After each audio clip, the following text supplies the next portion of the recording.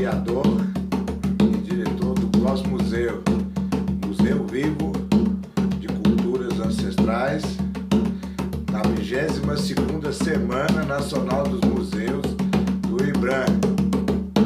Então eu estou aqui com vocês, espero que vocês tenham gostado da primeira parte, que foi ontem. Se você não assistiu, está aí nas redes sociais, está no Instagram, está no Facebook, está no YouTube, está no TikTok. Corre lá e assiste a primeira parte. Eu estou aqui então com um tambor africano chamado djembe, que faz parte do acervo do Cosmuseu, e djembe quer dizer vamos nos juntar. No Cosmuseu você vai aprender a mitologia por trás do tambor e qual é a relação dele com o cosmos, que vou dizer para vocês, tem a ver com a lua. Então você vai sair dali não só participando, tocando, mas também entendendo as energias que os instrumentos de poder trazem para nós. Como que os povos indígenas têm uma compreensão muito mais aprofundada do que a nossa, em cima do que eles constroem culturalmente. Então nós estamos aqui na segunda parte, na programação, para quem conferiu, é aqui, ó, o tema de hoje é o mundo atual. Isso que nós estamos vivendo, a crise mundial, o mundo numa encruzilhada, a história dos museus até a atualidade e, por último, vou falar um pouco mais do que o Cosmuseu tem para oferecer na área da educação museal dentro das escolas. Então vamos começar. Os museus, eles têm sua origem da Europa por volta de 1500, no Renascimento. Em 1565 saiu o primeiro tratado de museus. Então, 1565, o que aconteceu? Com a chegada do Renascimento e a igreja perdendo sua autoridade, sua força, o homem europeu se viu então à procura de uma outra realidade. E começaram então as pesquisas, começaram a revirar o planeta, o cosmos, de ponta cabeça, à procura de entender a vida. Aí que surgiram então o que a gente tem hoje como as ciências contemporâneas. Biólogos, zoólogos, botânicos, cosmólogos, os paleontólogos, né, começaram a encontrar os dinossauros e uma série de ciências foi se elaborando, né, durante o século XVI, XVII, XVIII, XIX, XX e agora no XXI. Então, os museus começaram em cima da curiosidade, essa pesquisa de querer entender.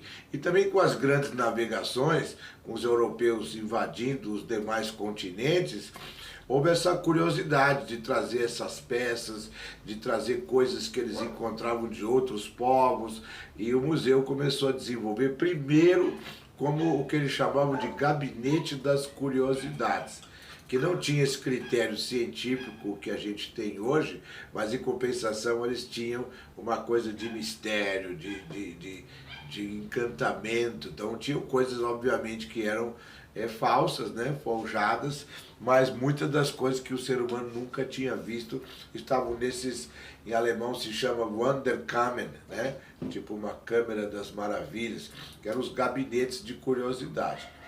Então, a partir dali, os museus começaram a crescer.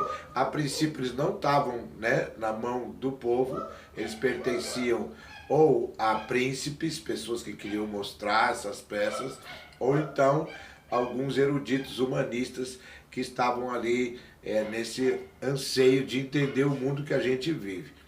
Foi chegando ali, né, na Revolução Francesa, com a mudança enorme, né, que ela trouxe todo o regime político, social, o fim das monarquias, que o próprio Louvre, né, o Museu de Paris, que então tinha sido o Palácio do Rei, se transformou no museu. E aí começa essa relação interessante do poder que o museu tem, que as pessoas não imaginam.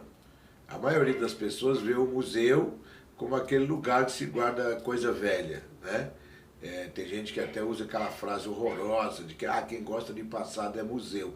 Especialmente aqui no Brasil, que a gente tem muito pouca acessibilidade aos museus, porque as pessoas não veem o museu como um lugar de entretenimento no sentido de aprender gostando, aprender se divertindo. Mas essa realidade vem mudando, até porque os museus estão mudando as suas configurações até chegar no que nós temos aqui hoje nesse experimento do Cosmuseu, que é um museu vivo, onde há participação do espectador nas atividades, e ele também é um museu escolar, é um museu itinerante que vai até a escola levar esse conhecimento. Então vou falar para vocês, começar falando sobre essa questão do museu, falando um pouquinho desse filme aqui, que todo mundo que eu conheço assistiu, que é Uma Noite no Museu. Esse filme, na verdade, é de 2006, mas ele é baseado num livro que saiu em 93, e desse livro eles transformaram no filme. Por que esse filme é tão interessante? Porque ele, de uma forma muito subjetiva, quase ninguém que eu converso percebeu, ele ensina esse poder mágico do museu e como que ele interfere na nossa vida dentro do nosso subconsciente. Tanto que a história, quando vira à noite, que o museu cria vida. E isso quer dizer o quê? Aquilo que a gente viu no museu durante o dia vai criar vida no nosso imaginário. Porque essas peças, mesmo sendo peças naturais, como fósseis, tanto quanto as que são criadas, né, como esse tambor que eu mostrei, elas têm uma força. Hoje a gente vê muito a física quântica, a própria neurologia, uma série de estudos que estão tão avançados que percebem como que a memória guardada nesses objetos interfere na nossa visão. Então o filme é muito legal, vai ter uma aula, eu estou lançando então agora o curso para educadores em educação museal dentro da sala de aula. Então aguarde aí que vai vir o curso.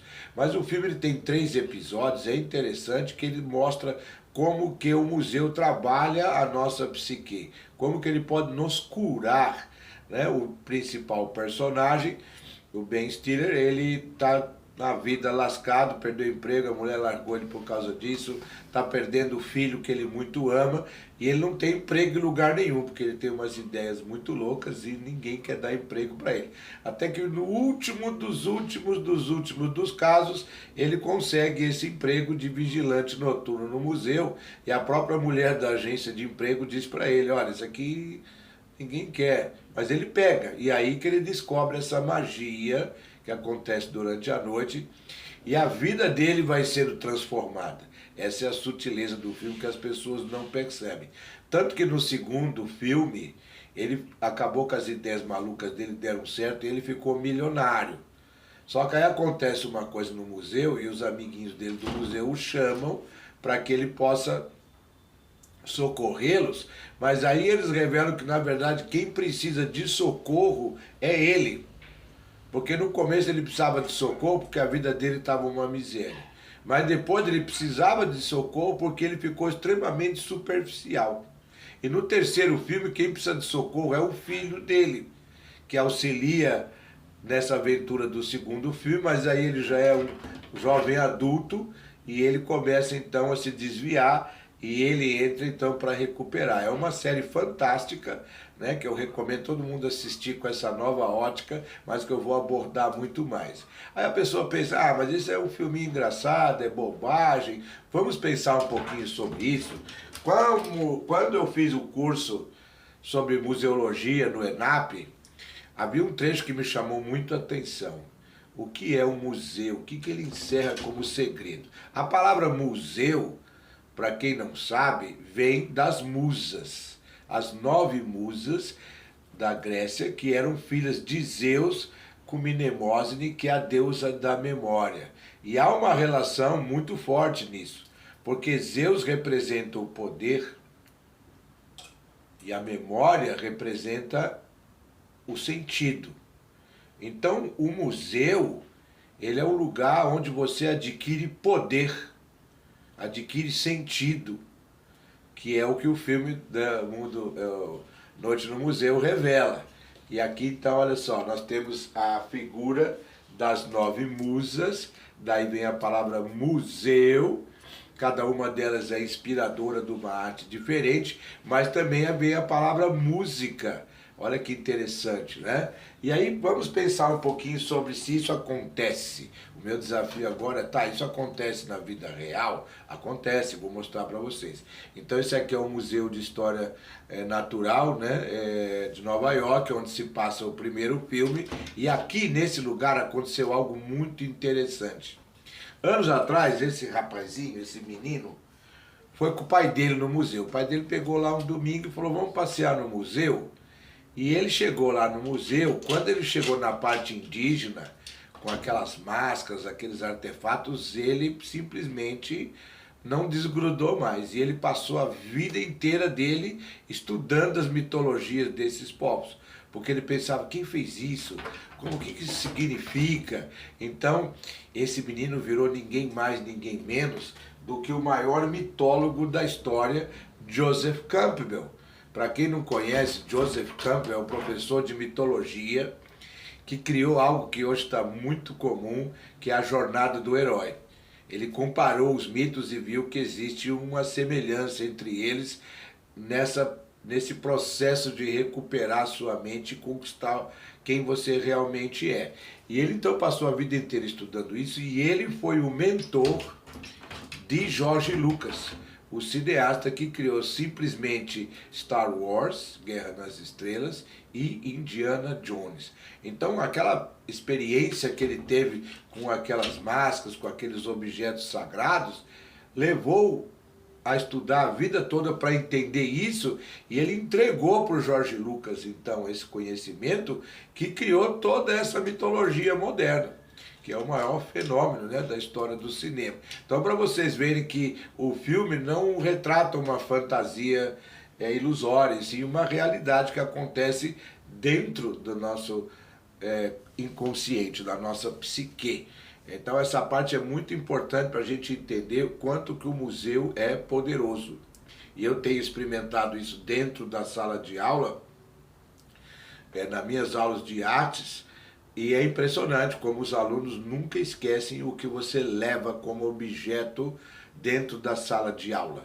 Uma vez um aluno meu, 3 anos depois de eu levei um sapinho de madeira, que você raspa ele faz o barulho do sapo.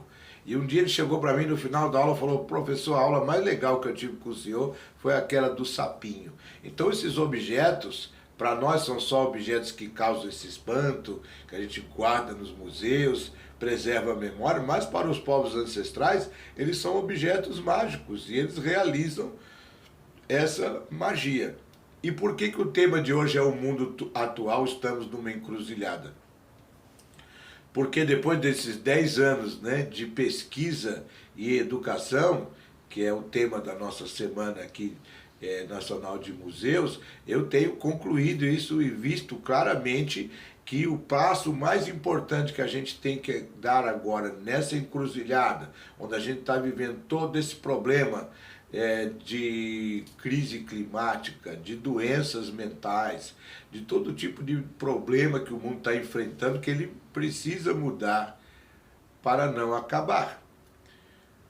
E essa crise, ela é causada exatamente, para quem viu o episódio de ontem, quem não viu, vá lá ver, pela falta nossa de uma cosmovisão, principalmente do cosmograma, que é o desenho simbólico da nossa margem de atuação no universo.